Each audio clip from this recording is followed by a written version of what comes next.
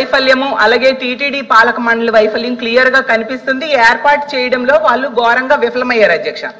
అలాగే అది ఆ సంఘటన జరగకముందే సింహాచలంలో ఇలాగ 7 చనిపోయారు గోడ కూలి అధ్యక్ష. అసలు నా క్వశ్చన్ ఏంటంటే ఇప్పుడు తిరుపతి విషయం తీసుకుంటే ఆ సంఘటన జరిగిన వెంటనే ఈస్ట్ ఎంఆర్పల్లి పోలీస్ స్టేషన్ లో 2 ఎంఆర్ఓలు పోలీసులకు ఫిర్యాదు చేశారు అధ్యక్ష.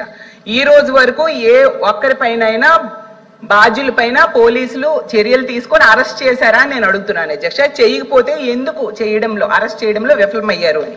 అలాగే ఈ సంఘటన జరిగిన వెంటనే సాక్షాత్తు డిప్యూటీ సీఎం గారు వెళ్ళి ఆ తిరుమల వెళ్ళి TTD chairman, TTD EO, TTD AEO 3 బాధ్యులు వాళ్ళ నిర్లక్ష్యం వలన ఈ దుర్ఘటన జరిగిందని చెప్పారు అధ్యక్ష. మరి వాళ్ళ నిర్లక్ష్యం వల్ల జరిగిందని డిప్యూటీ సీఎం గారే చెప్పారు కదా అధ్యక్ష. వాళ్ళ మీద ఏమైనా చర్యలు ప్రభుత్వం తీసుకుందా అని అడుగుతున్నాను అధ్యక్ష. అలాగే టీటీడీ పాలక మండలి సభ్యులు ఈ మరణించిన వాళ్ళ కుటుంబాల దగ్గరికి వెళ్ళి క్షమాపణ చెప్పాలి అనేసి ఆ రోజు డిప్యూటీ సీఎం గారు చెప్పారు అధ్యక్ష. ఎవరైనా చెప్పారా అని మీ ద్వారా అడుగుతున్నాను అధ్యక్ష. అలాగే సౌకర్యాలు కల్పించే బాధ్యత టీటీడీ పాలక మండలిదని సాక్షాత్తు సీఎం గారు చెప్పారు అధ్యక్ష. పాలక మండలి మీద ఏమైనా చర్యలు తీసుకున్నారని అడుగుతున్నాను. అంతేకాకుండా సీఎం గారు చెప్పారు అధ్యక్ష 6 చనిపోయారు కదా వాళ్ళకి కాంట్రాక్ట్ ఉద్యోగాలు ఇస్తాము అని చెప్పారు అధ్యక్ష. ఎవరికైనా కాంట్రాక్ట్ ఉద్యోగాలు ఇచ్చారా మంత్రి గారు చెప్పాల్సిందిగా మీ ద్వారా అడుగుతున్నాను అధ్యక్ష. మరో ముఖ్యమైనది ఏంటంటే దీనికి బాధ్యుడు అనేసి ఆ జిల్లా ఎస్పీని బదిలీ చేయడం సీఎం గారే చేశారు అధ్యక్ష. బాధ్యత వహించాల్సిన జిల్లా ఎస్పీ అని ఆ రోజు సీఎం గారు చెప్పారు అధ్యక్ష. మళ్ళీ ఎందుకు అధ్యక్ష మొన్ననే ఆ ఎస్పీ సుబ్బరాయుడు అనే ఆయన్ని మళ్ళీ ఎందుకు నియమించారు అధ్యక్ష?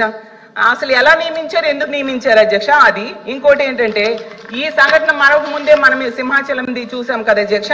ఇందులో ఆ కాంట్రాక్టర్ చెప్పాడు అధ్యక్ష పైన ఉన్న వాళ్ళ ఒత్తిడి వల్లనే తక్కువ సమయంలో గోడ కట్టాను, ప్లాన్ ని డీవియేట్ అయ్యాను, వాళ్ళు ఒత్తిడి చేయడం వలన అని చెప్పారు అధ్యక్ష.